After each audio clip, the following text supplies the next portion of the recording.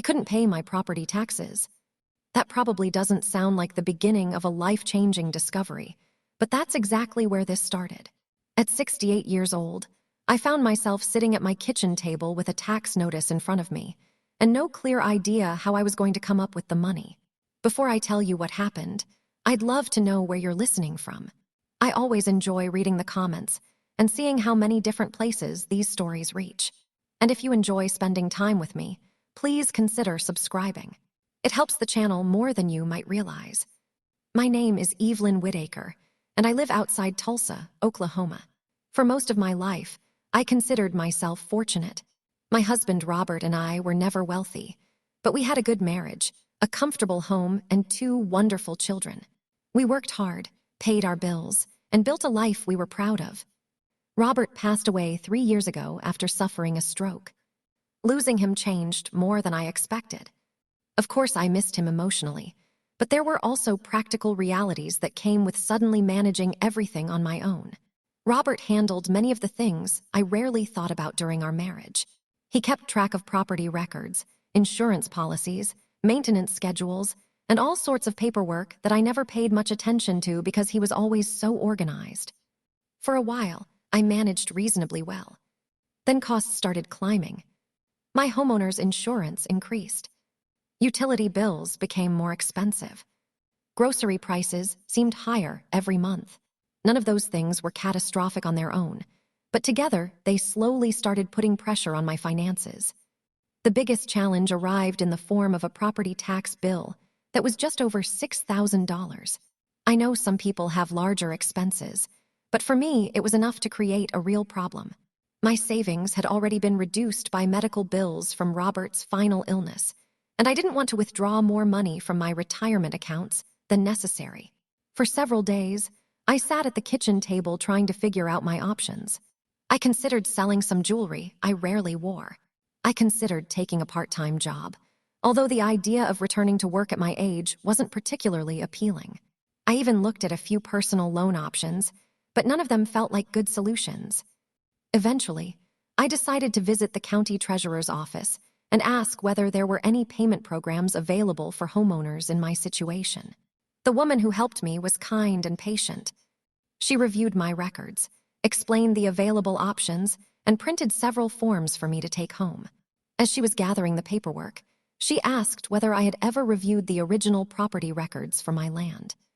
I told her I hadn't. The property had been in Robert's family for decades, and I never had any reason to question the ownership history. She smiled and said she only asked because older properties occasionally contained unusual records that owners weren't aware of. Sometimes there were forgotten easements, inherited parcels, or old filings that resurfaced years later. At the time, I didn't think much about the comment. I thanked her, took the forms, and drove home. A few days later, I began searching through some filing cabinets looking for insurance documents. I was hoping to find ways to reduce a few expenses, and that usually meant digging through paperwork. While searching, I came across a small wooden box that belonged to Robert. I hadn't opened it in years. The box contained exactly the kind of things you might expect someone to save over a lifetime. There were old family photographs, military records, letters, newspaper clippings, and various keepsakes that held sentimental value. I spent nearly an hour looking through everything, because many of the items brought back memories I hadn't thought about in years. Near the bottom of the box, I found an envelope that immediately caught my attention. It wasn't because the envelope looked valuable. It was because I didn't recognize it. Most of the documents in the box were familiar, but this one wasn't. The paper was yellowed with age, and the handwriting on the front belonged to someone I didn't recognize. Curious, I opened it. Inside was a deed. At first, I assumed it was simply an old copy of the records for our property. Robert saved everything, and finding duplicate documents wasn't unusual. Then I started reading. The legal description didn't match our land. Neither did the county. Neither did the acreage. According to the document, the deed referred to more than 1,200 acres located in Redstone County, nearly 80 miles away from where I lived. That alone was surprising enough, but what really caught my attention was a handwritten note attached to the back. The note appeared to have been written by Robert's father, many years earlier. Most of the message concerned family matters, but one sentence stood out. It said that the land should never be sold because someday people would understand what it was truly worth. I remember reading that sentence several times because it seemed like such an unusual thing to write. What confused me most was that I had never heard anyone in Robert's family mention the property. During 45 years of marriage, conversations about family land came up from time to time, yet nobody had ever mentioned owning 1,200 acres in another county. At first, I assumed there was a simple explanation.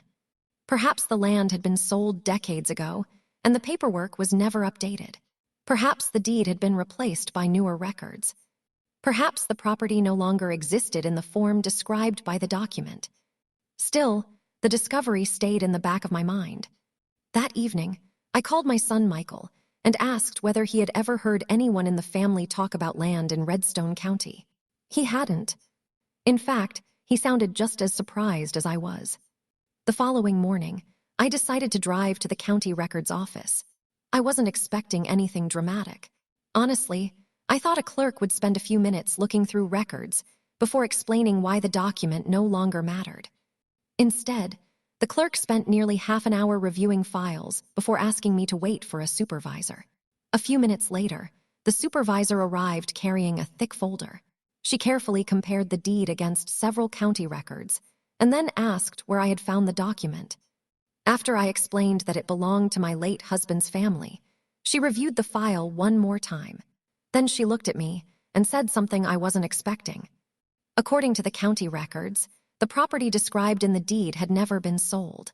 As far as the county was concerned, ownership still belonged to Robert's family. I left the office that day with far more questions than answers, and I had no idea that the piece of paper sitting in my purse would eventually lead me to land worth nearly $29 million. The drive home from the county records office felt very different from the drive there. When I left that morning, I expected to clear up a minor mystery involving an old family document. By the time I returned home, I was carrying a folder full of records suggesting that Robert's family still owned 1,200 acres of land that nobody seemed to know about. I placed the folder on my kitchen table and spent most of the afternoon reading through it. Unfortunately, the documents answered very few questions. The county records confirmed that the property remained listed under the Whittaker family name, but they didn't explain why ownership had never been transferred, why property taxes hadn't become an issue, or why nobody in the family had ever mentioned the land. The records seemed to create more questions than answers. That evening, Michael came over after work. My son is 42 years old and works as an electrical contractor. He has always been practical, and when something doesn't make sense, his first instinct is usually to look for the simplest explanation. After reviewing the documents, he suggested that the land might be worthless. He pointed out that families sometimes hold onto remote property for generations because nobody wants it. The acreage sounded impressive, but neither of us knew whether the land had any real value. Honestly, his explanation made me feel better. Worthless land made sense. A forgotten family fortune did not. The next morning, I called the county assessor's office in Redstone County. After being transferred between several departments, I finally reached a woman named Carol who seemed familiar with the property. When I gave her the parcel number, she immediately recognized it. That surprised me. I expected her to spend several minutes searching through records before finding anything. Instead, she knew exactly which property I was talking about. I asked whether she could tell me anything about it. Carol explained that the acreage had attracted attention over the years because of its size and location. Several development groups had expressed interest in portions of the land, but ownership questions made negotiations difficult. That statement immediately caught my attention. I asked what she meant by ownership questions. According to Carol, nobody had been entirely certain who possessed legal authority to sell the property. The original ownership records stretched back generations, and because no transactions had occurred for decades, several issues remained unresolved. The conversation lasted less than 10 minutes, but it changed how I viewed the situation. For the first time, I began wondering whether the land might actually be valuable. A few days later, I drove to Redstone County. I had never seen the property before. The drive took nearly 2 hours, and as I got closer, the landscape became more rural. Eventually, I reached a gravel road that led toward the acreage described in the records. What I found wasn't what I expected. I had imagined farmland. Instead, much of the property was covered with rolling hills, wooded areas, and open sections overlooking a nearby lake. It was beautiful land. Even without knowing anything about development or real estate values, I could understand why people might be interested in it. I spent nearly an hour driving around the area before stopping at a small diner for lunch. While I was there, I mentioned the property to the waitress. Her reaction surprised me. She immediately knew which land I was talking about. A few minutes later, an older man sitting at a nearby table joined the conversation. He told me that developers had been interested in the area for years because of a planned highway expansion and several commercial projects moving closer to the lake. I listened politely, but I didn't know what to believe. Everyone seemed to know something about the property except me. When I returned home that evening, I found myself thinking about Robert. The longer this went on, the harder it became to understand why he never mentioned the land. I wasn't angry. Mostly, I was confused. Robert was a careful man who documented everything. If he knew about the property, there had to be a reason he kept the records. The following week brought another surprise. A certified letter arrived from a law firm in Oklahoma City. At first, I assumed it was unrelated.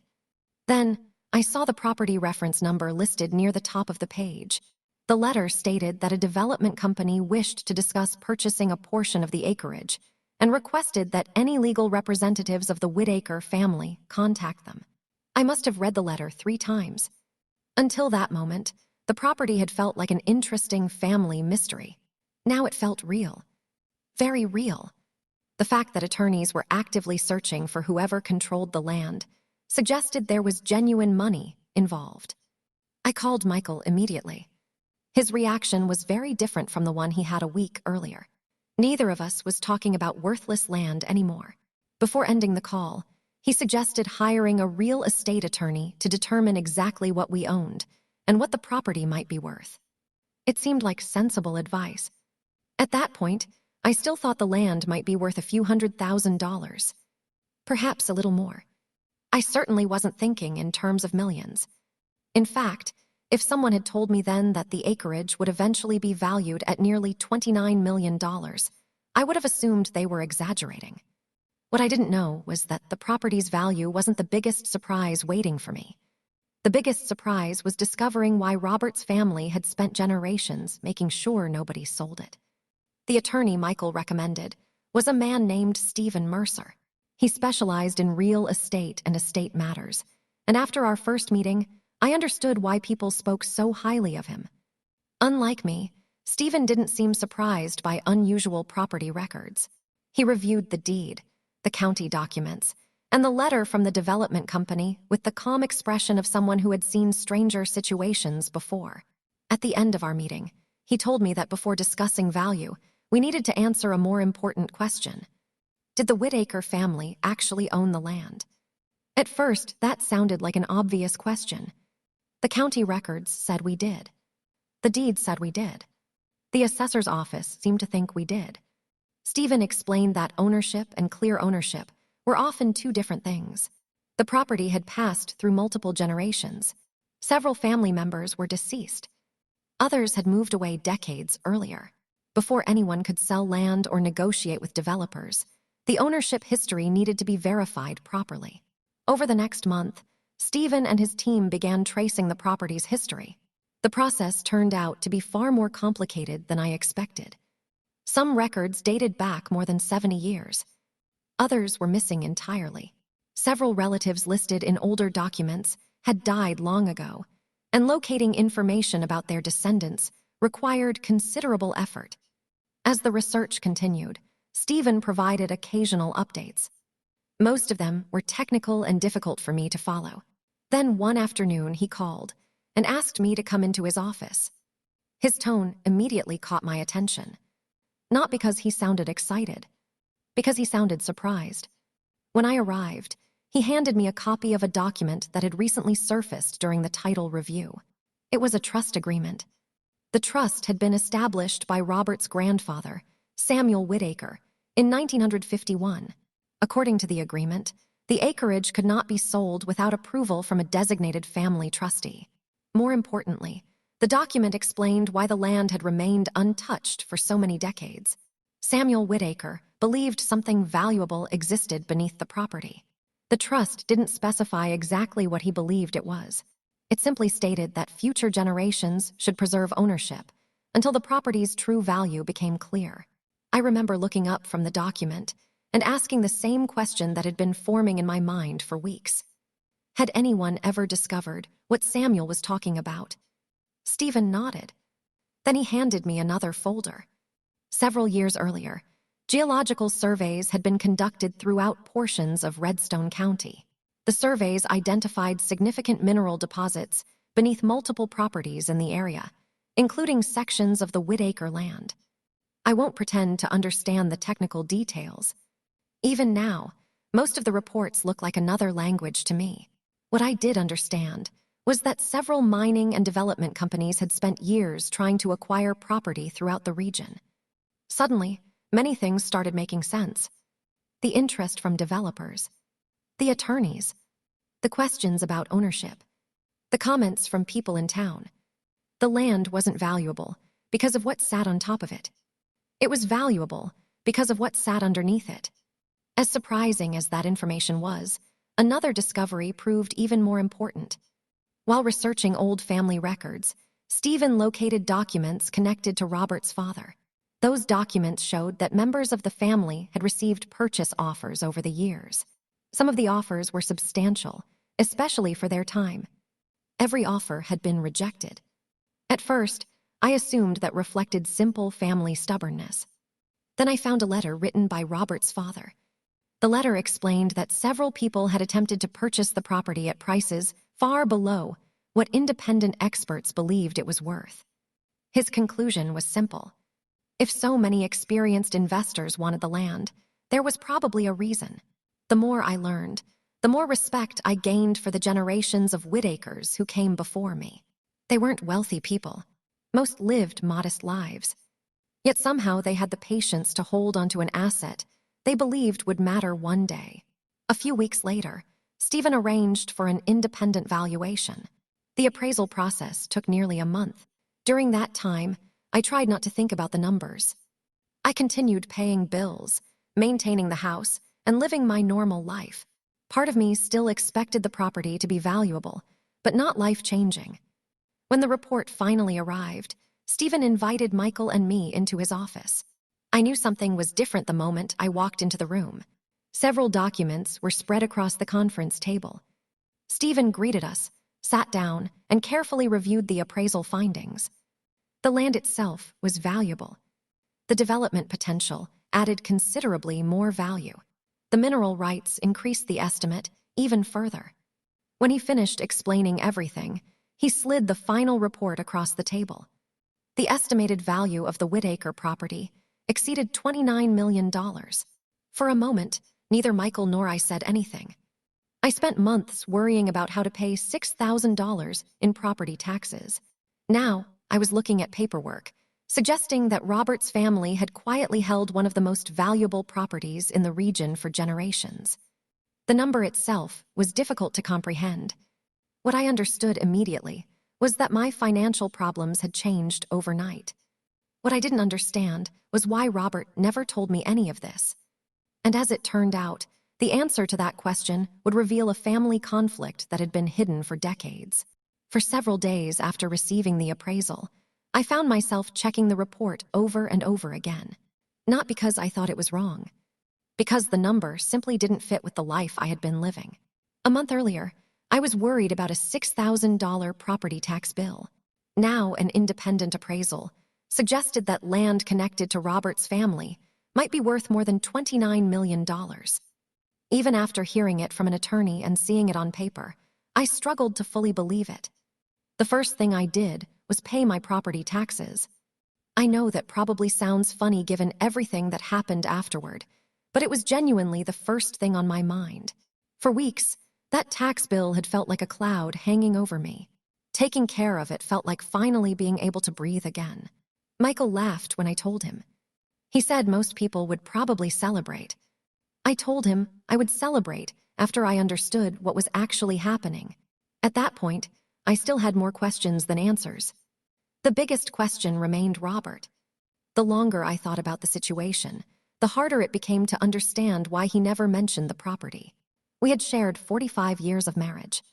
We talked about everything from retirement plans to college tuition for our children. We spent countless evenings discussing finances. Yet somehow this never came up. A week later, Stephen called and asked me to come by his office. When I arrived, I immediately noticed another person sitting in the conference room. The man introduced himself as Thomas Randall. He was an attorney from Dallas. The moment he explained why he was there, I realized things were about to become more complicated. Thomas represented another branch of the Whittaker family. Specifically, he represented descendants of Robert's Uncle Harold. Until that moment, I hadn't even considered the possibility that other relatives might have claims connected to the property. Apparently they did.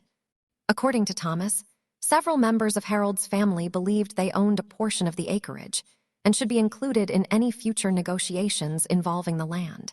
The situation wasn't hostile, at least not initially. The problem was that nobody seemed entirely certain who owned what. The property had passed through multiple generations. Some records were clear, others were not. Several family members had died without updating documents, creating uncertainty about inheritance rights. For the next month, attorneys worked through family records, wills, trust agreements, and probate filings. During that process, I learned more about Robert's family history than I had during the previous 45 years. Most of what I discovered was ordinary. Families grow. People move away. Relationships drift apart. What surprised me was how many relatives seemed aware of the property's existence. Several cousins remembered hearing vague references to it while growing up. Others recalled older family members refusing to discuss it. A few even remembered arguments connected to the land. The stories varied, but one detail remained consistent. Previous generations treated the property differently from every other asset the family owned. Nobody seemed willing to sell it. Eventually, Stephen uncovered the reason. The answer wasn't hidden in a trust agreement or legal filing. It was hidden inside a collection of letters written by Samuel Whittaker during the early 1950s. The letters revealed that Samuel believed powerful interests were trying to acquire the land long before anyone understood its true value. According to his correspondence, representatives from several companies repeatedly approached him with offers. The amounts increased over time, but Samuel refused every one of them. He became convinced that people knew something he didn't. Instead of selling, he hired experts to evaluate the property. The reports he received suggested that the land possessed significant long-term potential. That information shaped every decision that followed. Samuel instructed future generations to preserve ownership until the property's value became fully understood. For decades, the family followed those instructions. Reading those letters helped me understand something about Robert. He wasn't hiding the property because he wanted secrets. He was carrying out a responsibility that had been passed down through multiple generations. That realization brought me a surprising amount of peace.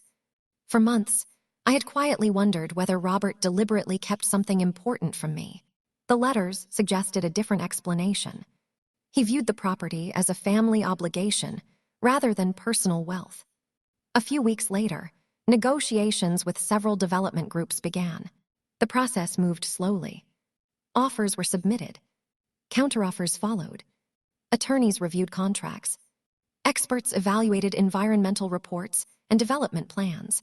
Through it all, I tried to stay focused on everyday life. I watered my garden. I spent time with my grandchildren. I met friends for lunch. At times, the situation felt almost unreal. Then something happened that changed everything. One afternoon, Stephen called and asked whether I was sitting down. After hearing that question, I immediately assumed something had gone wrong. Instead, he told me that new records had surfaced during the title review. The documents showed that portions of the property had generated royalty payments years earlier. The money wasn't enormous. The surprising part was where the payments went. According to the records, they had been deposited into an account controlled by someone in Robert's family, someone who never disclosed their existence. For the first time since discovering the deed, the issue wasn't forgotten land. It was missing money, and the records pointed directly toward a relative I had trusted for decades. The discovery about the royalty payments changed the direction of everything. Until that point, the situation had largely been about ownership. Attorneys were trying to determine who legally controlled the property. Developers were expressing interest in purchasing portions of it, and family members were sorting through decades of complicated records. The royalty payments introduced an entirely different question. If money had been generated from the property years earlier, why didn't anyone know about it? Stephen spent several weeks gathering additional records before calling another meeting. When Michael and I arrived, he already had several folders waiting on the conference table. The records showed that a small energy company had leased portions of the property nearly 20 years earlier for exploratory work. The project never developed into a major operation, but limited royalties had been paid for several years. The total wasn't life-changing. The payments added up to a few $100,000 over time. What mattered was where the money went. According to the records, the checks were deposited into accounts controlled by Robert's cousin Gerald. I knew Gerald.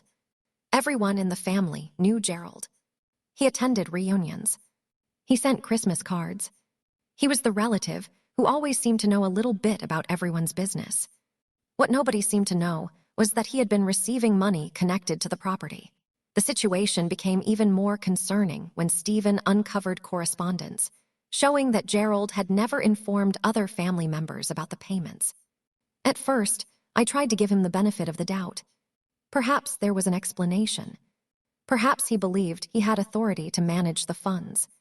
Perhaps he intended to distribute them eventually. The problem was that the documents didn't support those possibilities. Several letters showed family members asking Gerald about property records over the years. His responses were vague and often misleading. In one case, he specifically stated that the land had never produced any income. That statement was demonstrably false. By then, Stephen had become convinced that additional money might be involved. The more records we reviewed, the more inconsistencies appeared. Some royalty statements were missing. Several payment records stopped abruptly. Certain years contained gaps that nobody could explain. The situation wasn't large enough to attract headlines or federal investigators, but it was significant enough to create serious problems within the family. A few weeks later, Gerald finally agreed to meet. The meeting took place in a lawyer's office because emotions were already running high. Several family members attended. I had known Gerald for most of my life, but I barely recognized the man sitting across the table from me that afternoon. He looked tired, older, less confident than I remembered. When questions about the royalties began, he initially claimed that he was simply managing matters on behalf of the family.